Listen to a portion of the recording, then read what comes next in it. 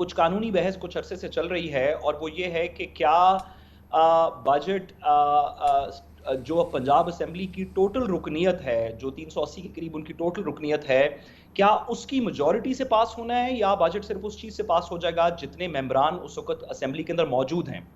ये बहुत ही इंपॉर्टेंट सवाल है, और मैं इसको थोड़ा सा वाज़ेह करता चलूँ कि रेगुलरली कोई भी बिल जो कि आइन की तरमीम ना हो, या प्राइम मिनिस्टर या चीफ मिनिस्टर का इलेक्शन ना हो, या बजट ना हो, जो रेगुलर बिल होता है जो कानून साजी का, वो तो जितने मेंबर्स असेंबली के अंदर मौजूद हों उस दिन, जिस दिन वोटिंग हो रही हो, उसकी मेजॉरिटी से पास हो सकता है। लेकिन बजट उन चीज़ों के अंदर है जिसके के अंदर विल ऑफ द पीपल, यानी कि जमहूरियत की जो बेसिक कंटेंशन है कि मेजॉरिटी पार्लियामेंट की किसी चीज़ के लिए वोट करेगी,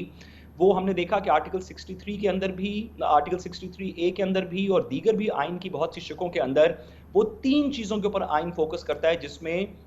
मेजॉरिटी या total membership of the parliament की मेजॉरिटी या 2/3 मेजॉरिटी चाहिए होती है। एक कॉन्स्टिट्यूशनल अमेंडमेंट, एक प्राइम मिनिस्टर या चीफ मिनिस्टर का इलेक्शन, और तीसरा बजट। अब सवाल जो इफेक्टिवली कॉन्स्टिट्यूशनल आईनी सवाल जो सामने आता है, जो कि मेरा ख्याल है कुछ दिनों में लिटिगेट भी होगा, शायद अदालतों में भी हम देखेंगे,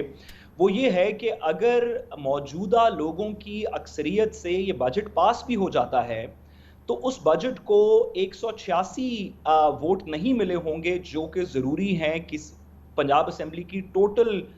रुकनीत की सिंपल मेजॉरिटी हासिल करने के लिए। ऐसी सिचुएशन के अंदर लेट्स से कि हमजा शहबाज साहब को 172 173 वोट मिल जाते हैं, तो 173 वोटों से अगर बजट पास भी हो जाए तो इसका मतलब है कि 50% जो 50% पंजाब की असेंबली है उसने उसके लिए वोट नहीं किया, क्योंकि